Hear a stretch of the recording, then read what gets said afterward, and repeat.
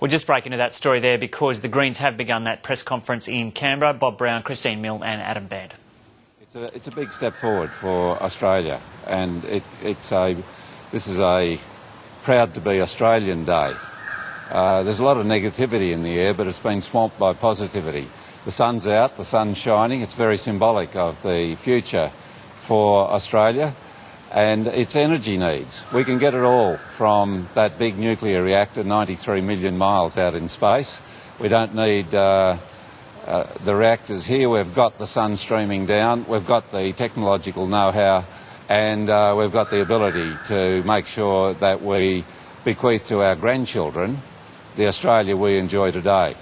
An Australia that hasn't, as it would under an Abbott government, stepped further into the abyss of losing the Great Barrier Reef, the Murray-Darling Basin's productivity, the snowfields, our coastlines, and a great deal of expense. In fact, a massive hit on the future economy and jobs of the country. So, a big day. Congratulations to Julia Gillard and her government and Greg Combet.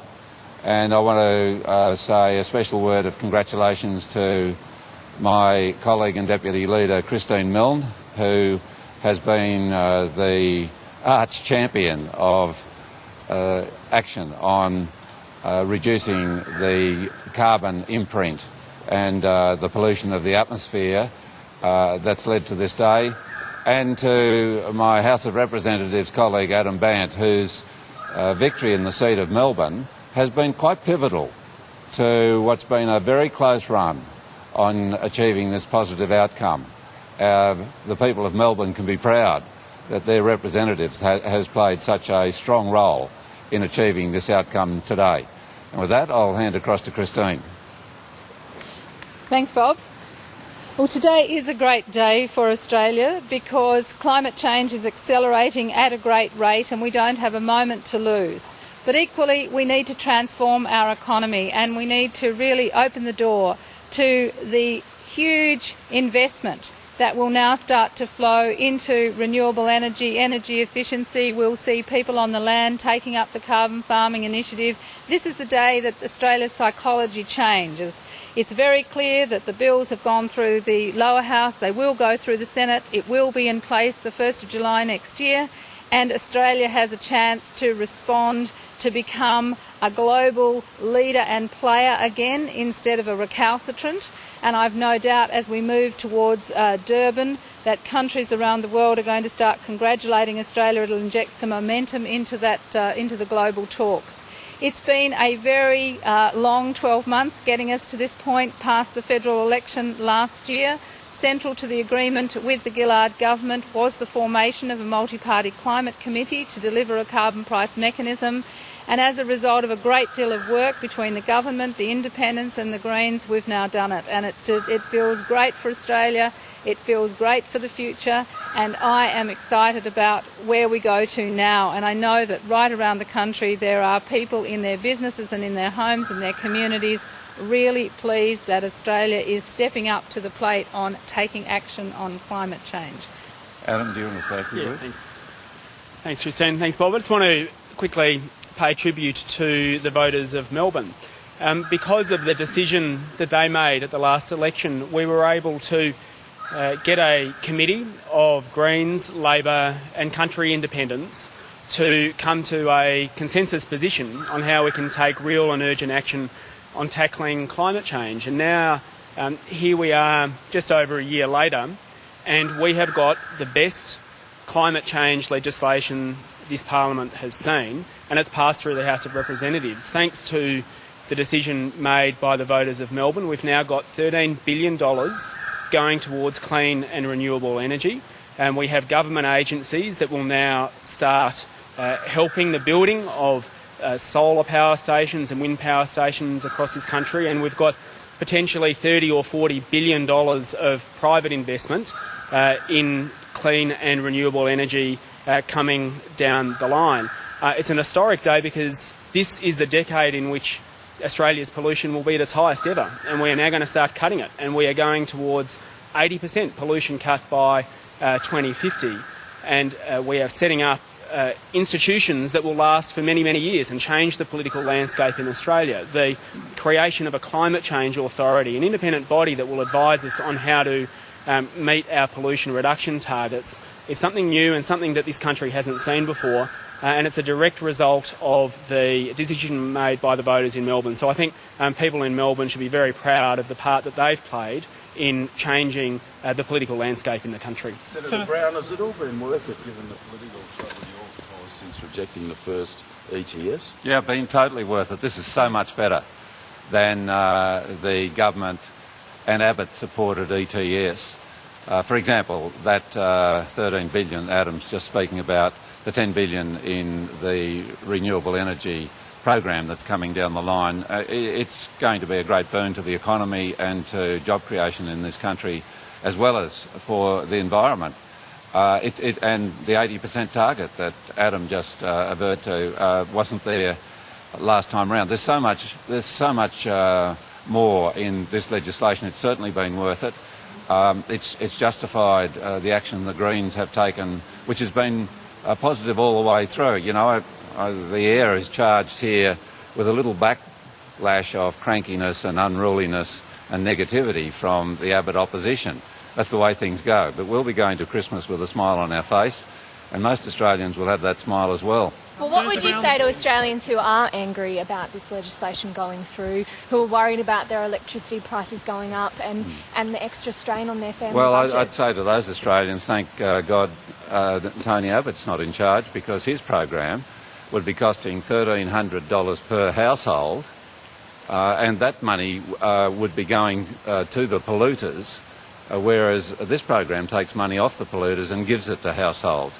And if Tony Abbott, he wanted a referendum on June 20th, well, if he were to win the next election, and I don't think he will, I think he'll lose it, then he can... is he going to have a referendum on repealing all this huge boost to industry, all this action for climate change, and the generosity that's in this legislation for householders, in particular low-income householders, which is missing from his program and his $70 billion budget black hole? But Senator, wouldn't you accept that Tony Abbott would have a mandate to repeal the carbon tax if he does win the next election? This is the issue he's fighting. Well, as with the last election, whatever he gets at the next election will be his section of a mandate. The Greens vote will grow at the next election if he wants to make this the major issue as we go to the next election. We'll be winning more lower house seats, and we'll be winning a stronger hold in the Senate. And he will have to deal with the Senate. And what's he going to do? Well, he says he's going to hold multiple elections and presumably referendums and plebiscites in the hope that sooner or later he'll get his way. But people are going to get sick of ballot box, Tony, before we get there. He's now got himself pledged in blood into a pollution box, out of which he's not going to get. Sometimes you get caught on the negative side of history. There goes Tony Abbott. I'm very pleased to be here with my colleagues on the positive side of Australian history. This is a historic part of the political process in this country, and boy, are we happy with it. What impact will proceeded with this legislation if it hadn't been for the Greens and their need to rely on Adam in the lower house? How much credit do you take for this outcome?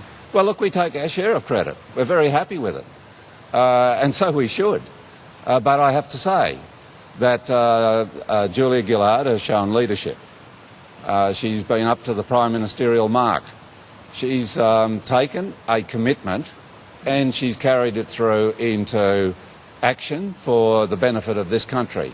And she's had to put up with a lot of stick along the way. So take my hat off to her and her colleagues and the two independents who have been such sterling parliamentarians. And now the outcome is people will see. As this legislation goes into action, it's good. It's good for everybody. What impact will the promise by Tony Abbott to repeal the carbon tax have on the investors that are supposed to be making investment decisions based on... Oh, well, we do have Tony Abbott making the economy, investors in the economy, feeling nervous. Bad for the economy. Tony Abbott talking down the economy and the future of investment, not just in renewable energy, but right across the spectrum. In fact, AGL, I want to just add to that, and AGL in the Senate, in the Joint House Committee inquiry, has pointed out that Tony Abbott's pledge to repeal the bills is a $1 billion dead weight on the Australian economy because it's making finance more expensive. So from this day, it is Tony Abbott that is the dead weight on the Australian economy. These companies are going to invest in permits, and they are going to bank permits, and they are not going to take kindly to Tony Abbott saying that he is going to extinguish the value of those permits and effectively just dump multi-million-dollar investments from big business.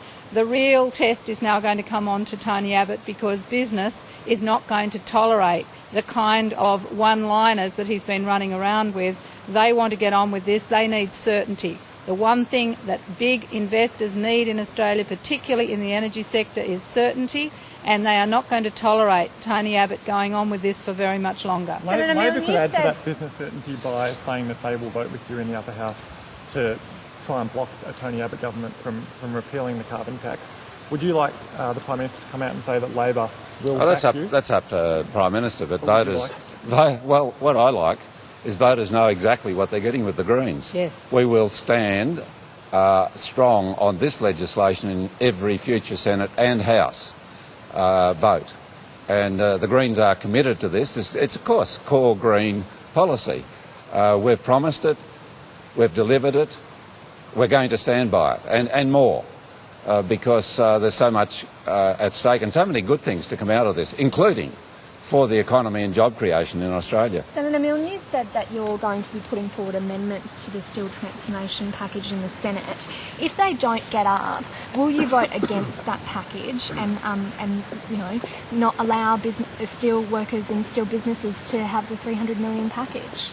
I've made it very clear that the Greens will move a second reading amendment in the Senate to the Steel Transformation Plan, so that the government is asked to take account of the Green Jobs Plan that was developed by the university, by the unions, by even the Australian Industry Group, looking at the future of the Illawarra.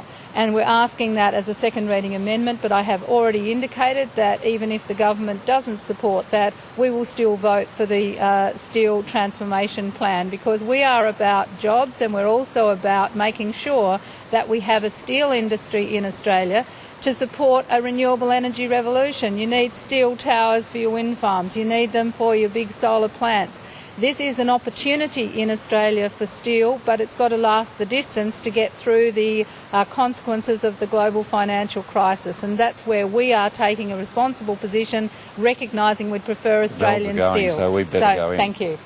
Thanks, everybody. Okay, so that was the Greens' Bob Brown, Christine Milne and Adam Bandt live from Federal Parliament in Canberra, and the bells are still ringing there. Very upbeat in the wake of the Lower House passing the clean energy bills incorporating the carbon tax. They were saying it will spark huge investment into clean energy technology and initiatives. They say Australia will become a global leader and player again on tackling climate change. Christine Milne was saying it will inject momentum into the global climate change talks. And Adam Bandt was keen to point out there'll be $13 billion towards clean and renewable energy. And it was just interesting to note the BBC has got breaking news saying Australian law to impose carbon tax on 500 biggest polluters passes in lower houses of Parliament. So other countries are noticing already. Joining me again is political editor Lyndall Curtis.